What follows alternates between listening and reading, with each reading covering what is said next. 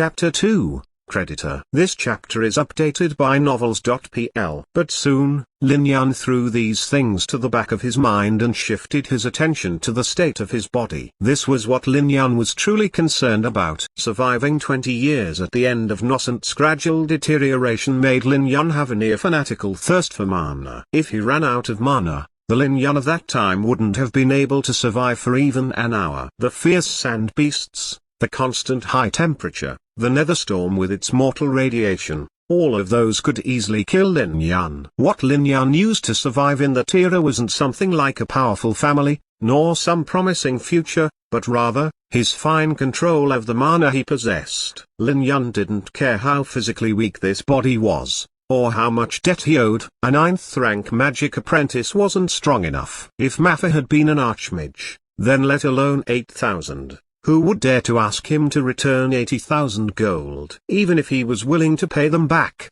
they would have to be bold enough to accept it. After some careful inspection, Lin Yan discovered that this young man called Mappa Merlin was actually not too bad. Although the status of a 9th rank magic apprentice wasn't worth mentioning, his foundations were very firm, and because he had been very hardworking, his mana had already formed the mana whirlpool boundary. The only reason he had still yet to advance was his insufficient control over his mana. This was definitely a lot simpler. During those 20 years, Lin Yan had always been focused on trying to extract all of the additional mana that was possible, always calculating how to use every bit of mana to the highest levels of efficiency. Over 20 years, Lin Yan's mana control had reached an outrageous level. To be fair, it wasn't just Lin Yan. Every mage in that mana-deficient era was like that. They could survive the deadly radiation of the Netherstorm and the scalding hot deserts for a few days only to extract a bit more mana from the void. Growing up in such an environment,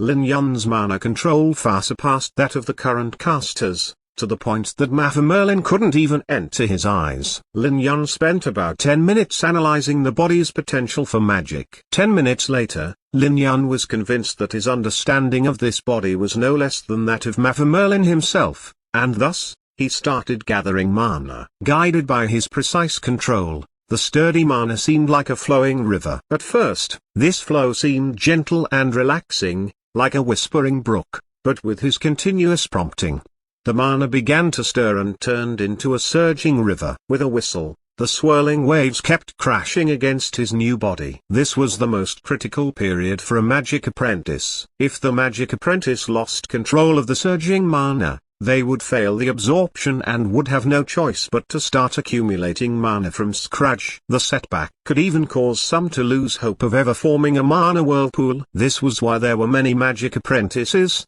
but very few archmages. It was also why Mappa Merlin was unable to progress past being a 9th rank magic apprentice for 3 years. He had actually yet to give it a try, worried that he might not succeed. But Lin Yan didn't have such a problem. Lin Yan had an amazing level of control. He didn't even need to focus in particular, and in an instant, the mana surged ever stronger. Regardless of the rough flooding of the mana, Lin Yan easily controlled all of it, and the seemingly berserk mana flowed through the path that Lin Yan guided it through. It took an instant for the mana whirlpool to form in Lin Yan's body. When magic apprentices reached this step, they gained the qualification to finally put on that black gown. After some time, the mana whirlpool would completely stabilize and it would be considered true completion of the achievement, becoming a mage. But Lin Yan didn't plan on stopping here. As if he didn't know that the mana whirlpool had already taken shape, he forcibly pushed the mana further, despite the fact that it had already seemed close to its limits. The weak and recently formed mana whirlpool suddenly let out a popping sound, like that of a bubble, and collapsed from the pressure of the eruption. Lin Yan wasn't worried in the least. He only kept gathering mana once more and proceeded to roughly form a mana whirlpool before collapsing it in a surge of mana yet again. That loop, which would have been enough to shock any contemporary mage, went on for no less than 10 cycles before the weak mana whirlpool finally stabilized. Once the mana whirlpool didn't collapse regardless of how much mana he forced inside, Lin Yan was satisfied and gathered some mana at the center of the whirlpool. The mana whirlpool slowly started rotating around and around, never stopping. Lin Yan raised his hand and several magic runes appeared on it, followed by a fierce magical fluctuation filling the room. A small buzzing sound could even be heard in the air. Even if a picky mage saw this scene, they would have no choice but to admit that this was a near-perfect mana whirlpool, with astonishing endurance and frightening burst power that could compare with that of a first-rate mage. What was unbelievable was that the formation of this mana whirlpool only took a few minutes. No one of this era could have accomplished such a feat. This was because many years later, when the mana control of the mages reached a completely new level, they developed this improved method of forming a mana whirlpool. They had found that this seemingly rough and precarious method would not only create a mana whirlpool very quickly, but also give it sturdiness and explosive power that would have been hard to imagine in the past. And after going through hundreds of years of refining, this technique that would be considered unimaginable in this era was learned by Lin Yan. As he waved away the scattered magic runes, Lin Yan was about to fortify his mana whirlpool further when he suddenly heard a voice outside. This is all written very clearly. Before my dear cousin went out to sea, he took 8,000 gold coins from me as an investment.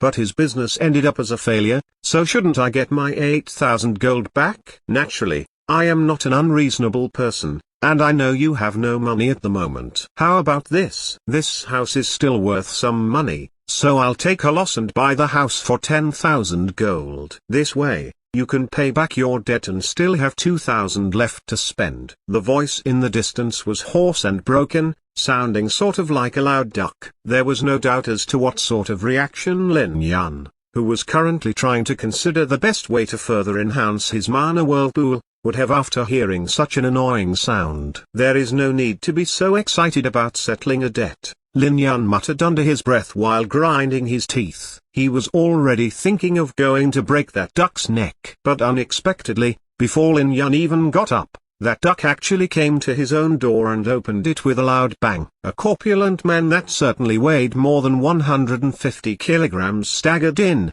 followed by an old man that seemed to be perhaps 60 years of age. The two were pulling at each other, apparently disagreeing over something. "Let go of me, I told you to let go.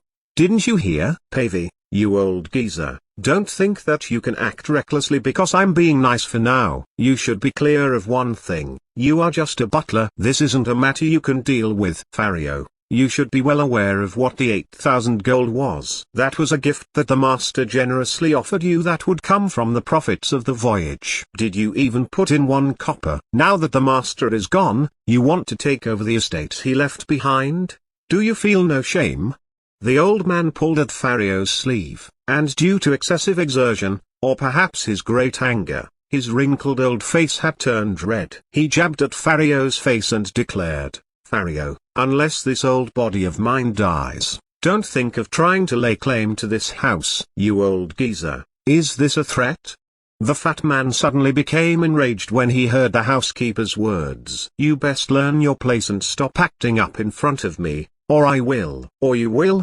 Lin Yan interrupted, as the two of them kept fighting. "Or I will." Fario was just halfway through making his threat before he had to stop, feeling a bit confused, due to realizing that the one repeating his words wasn't the old butler, but rather his own nephew, who some believed had the potential to become a mage. Fario had always been disdainful about all that boasting. How could that kid become a mage? And that was without even mentioning all the gold wasted on him over the past few years. And after all that, had he become a mage yet? There was no need to even consider it now. After the death of his father, Loch Merlin, that kid had even written him a letter begging him to extend the deadline by a few days. If he really had any chance of becoming a mage, would he go that far?